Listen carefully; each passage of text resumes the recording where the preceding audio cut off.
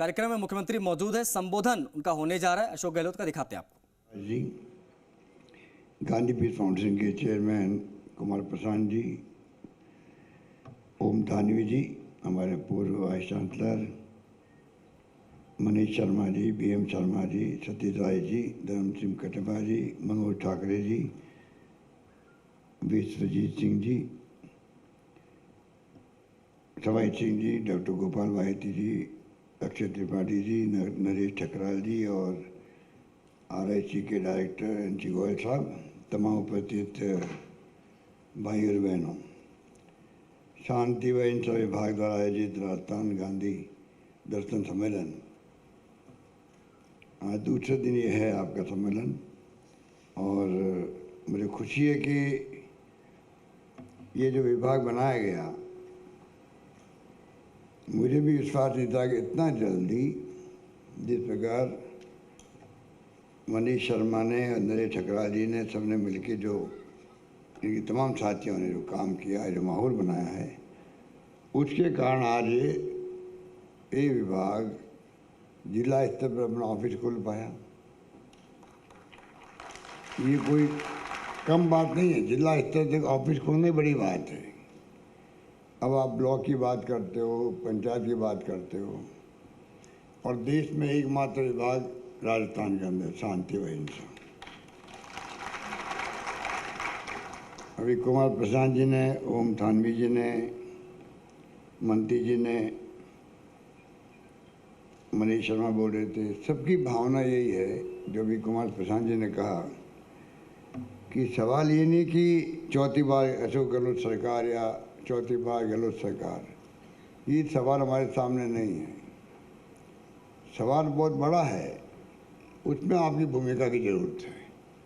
सवाल ये है कि इस देश में लोकतंत्र की स्थिति क्या है, देश किस दिशा में जा रहा है, किस दिशा में जाएगा, कोई नहीं जानता है।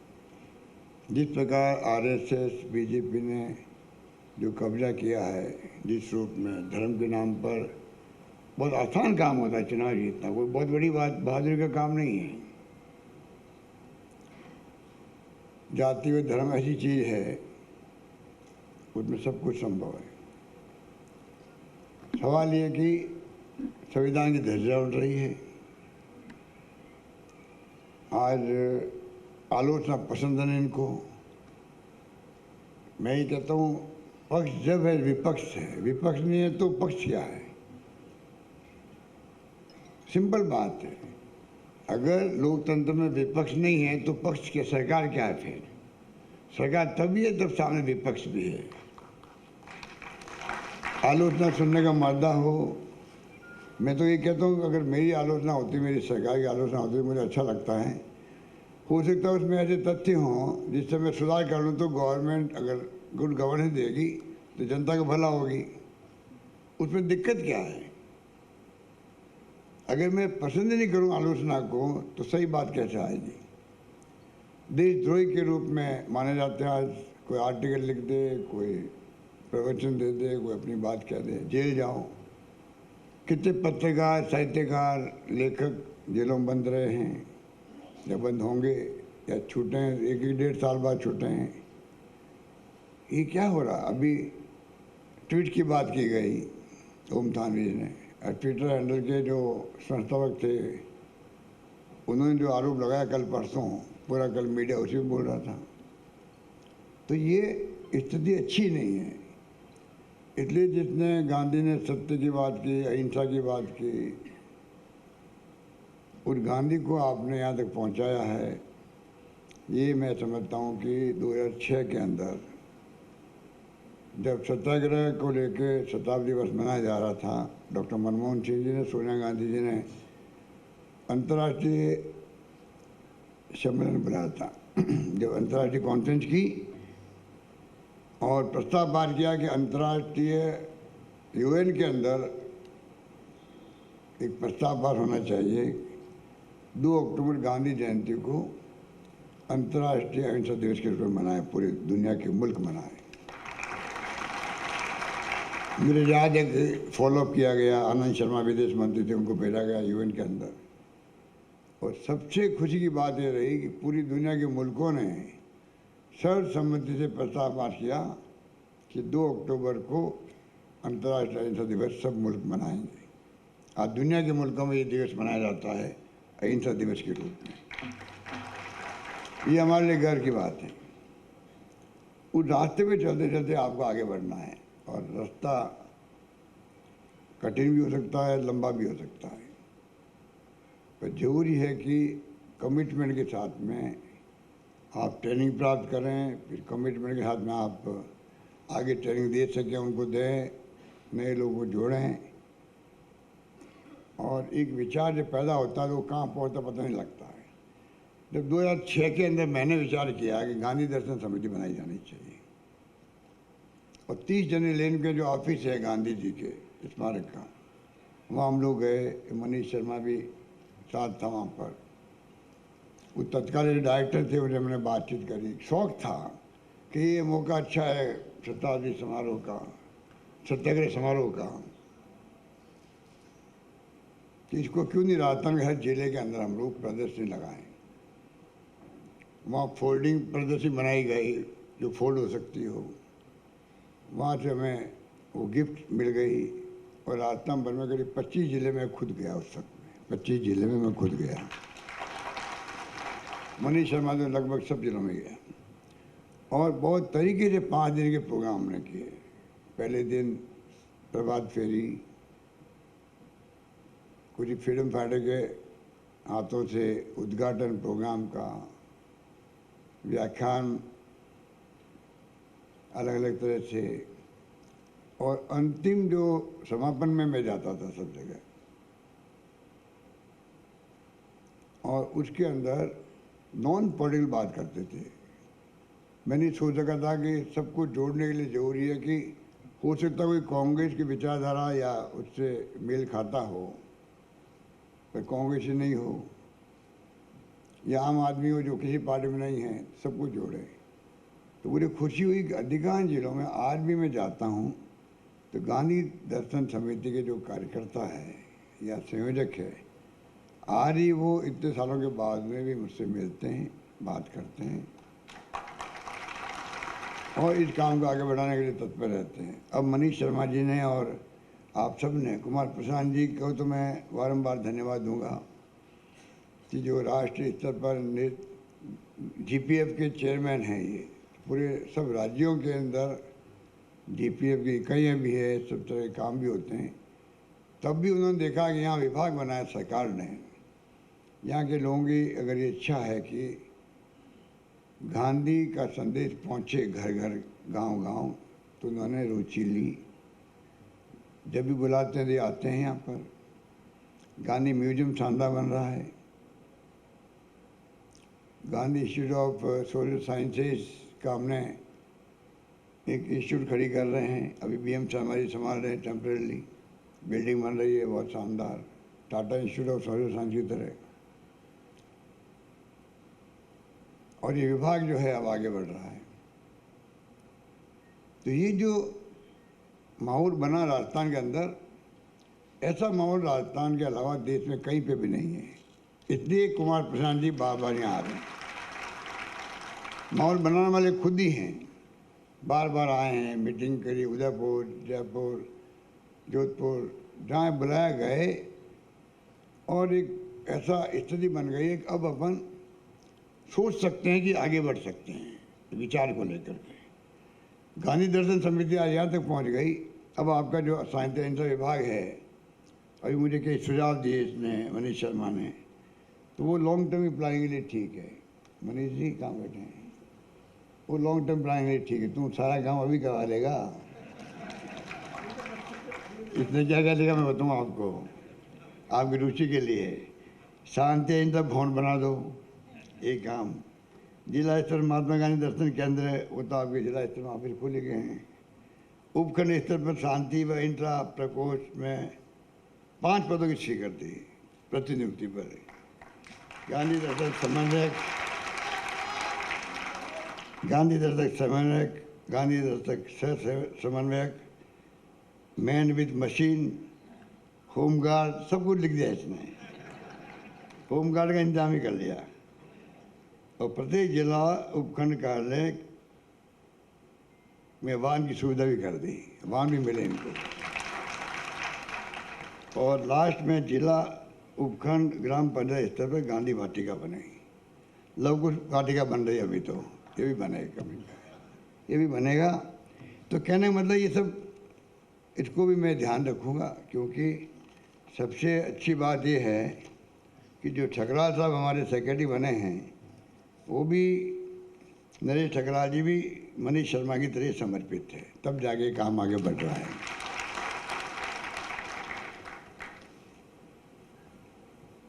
जब मैंने अनाउंसमेंट किया गांधी म्यूजियम का, तो मैंने कहा 100 करोड़ रुपए का म्यूजियम बनेगा। कुमार प्रसाद जी है,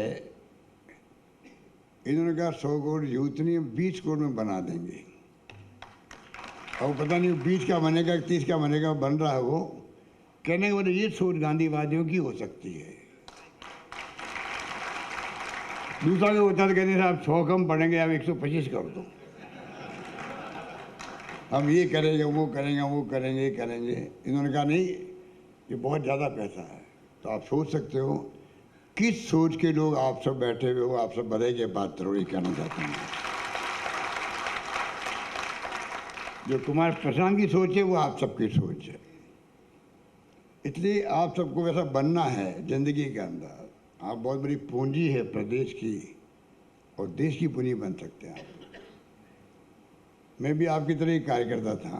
ये प्रशांत, कुमार प्रशांत का मेरा रिश्ता क्या है मेरा, ये मुझे जानते ही नहीं थे, मैं इनको जानता नहीं था।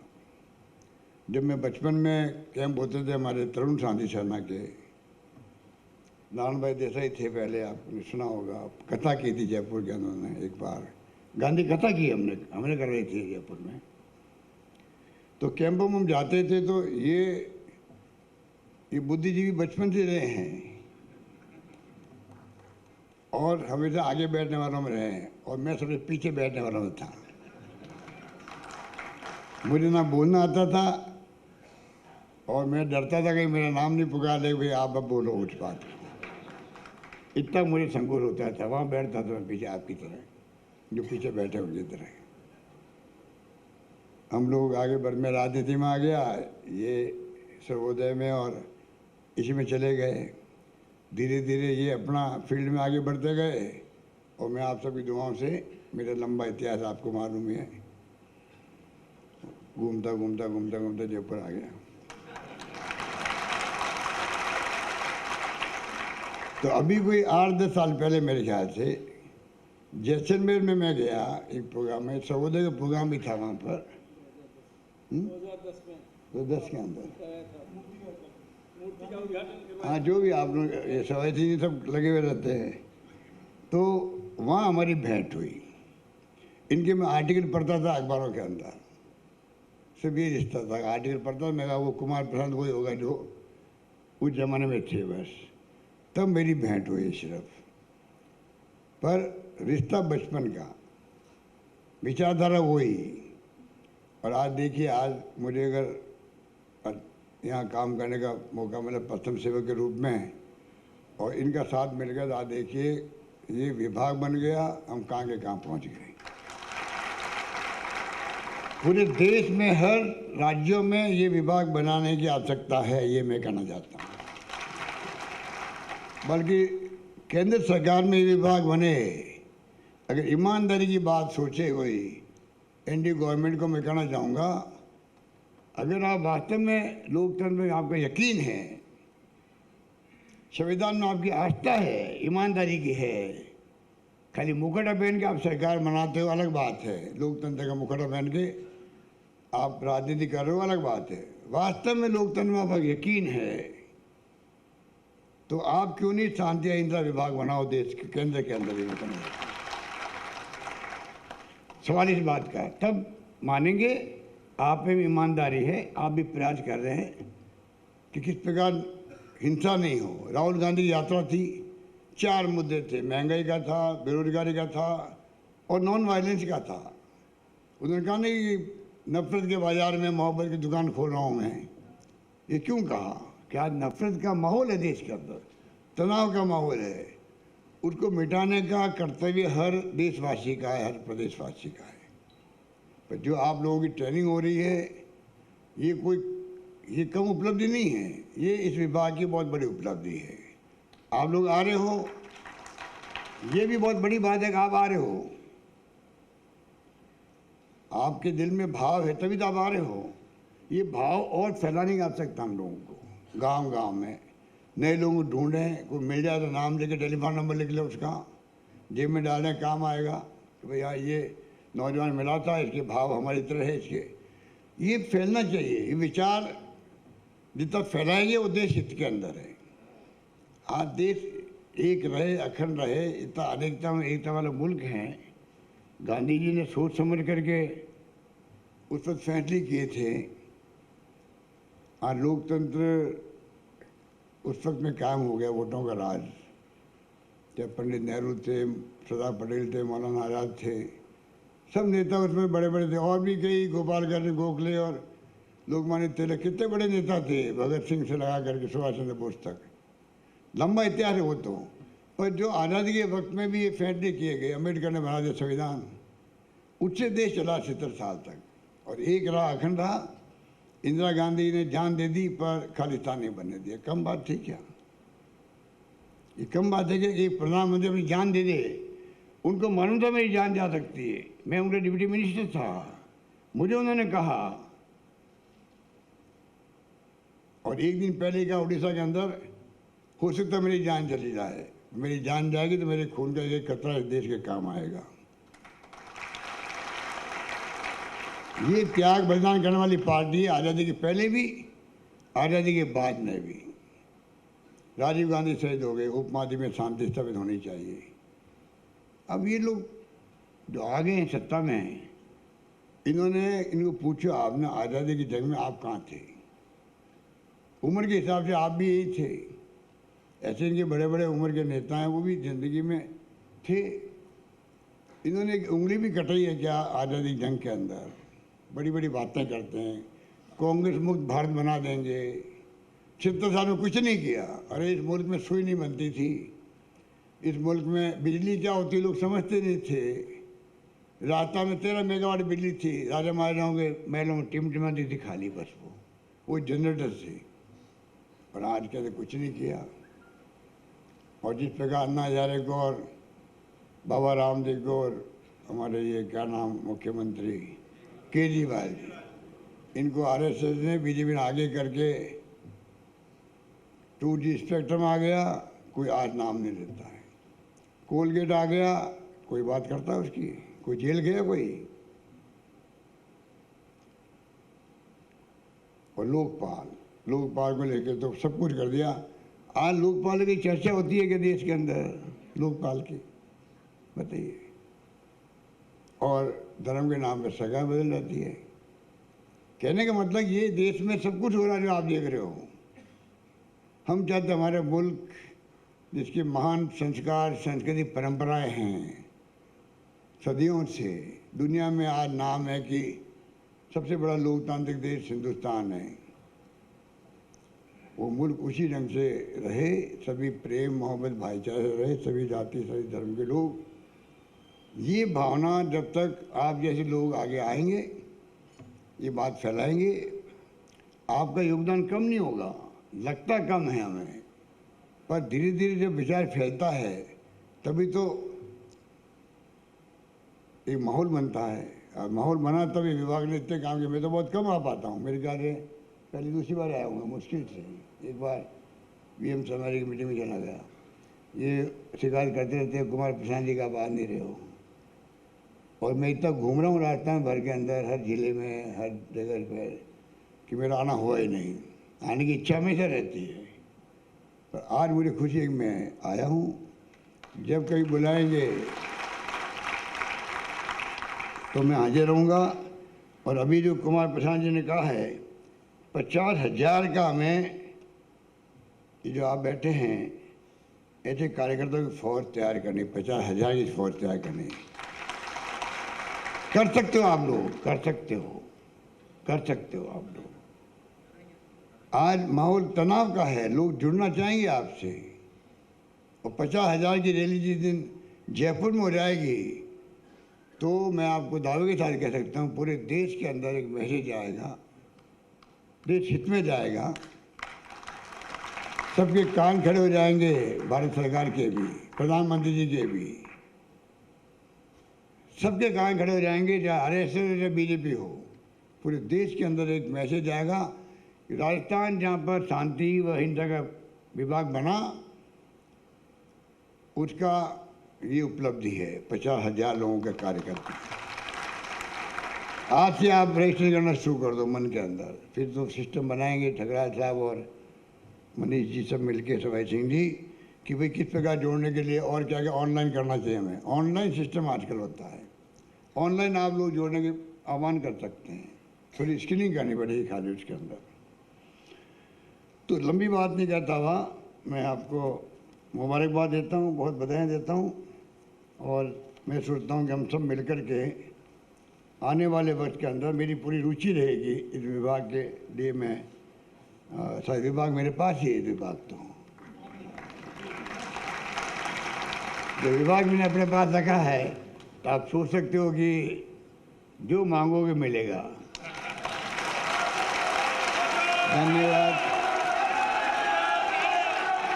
बहुत बहुत धन्यवाद। धन्यवाद, जय हिंद, धन्यवाद।